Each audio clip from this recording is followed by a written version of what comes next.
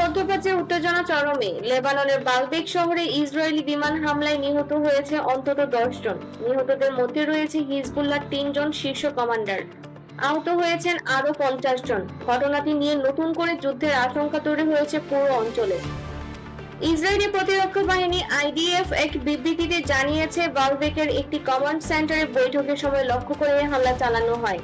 নিহত 3 কমান্ডারের নাম প্রকাশ করেছে আইডিএফ। তারা হলেন আলী জেইদ আল মৌসাবি, মোহাম্মদ ইব্রাহিম আল মৌসাবি এবং হুসাইন ইয়াগির। হামলার লক্ষ্য ছিল হিজবুল্লাহর সামরিক অবকাঠামো বলে দাবি ইসরায়েলের। হামলাটা চালানো হয় লেবাননের পূর্বাঞ্চলীয় ঐতিহাসিক শহর বালবেকে। স্থানীয় সূত্র বলছে, একাধিক বিমান থেকে নির্দিষ্ট ভবনে ক্ষেপণাস্ত্র নিক্ষেপ করা হয়। বিস্ফোরণের শব্দ কয়েক কিলোমিটার দূর থেকে শোনা যায়। হাসপাতালগুলো জরুরি অবস্থা ঘোষণা করা হয়েছে। আহতদের মধ্যে কয়েকজনের অবস্থা আশঙ্কাজনক।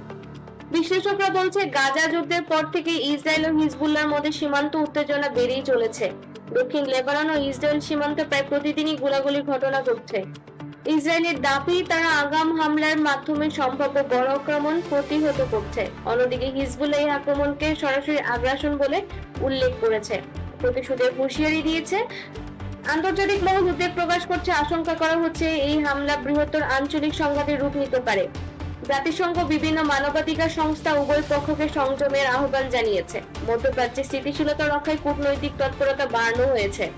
লেবানন এই হামলায় নিহত সংখ্যা আরো বাড়তে পারে বলে আশঙ্কা করা হচ্ছে। পরিস্থিতি দ্রুত বদলাচ্ছে।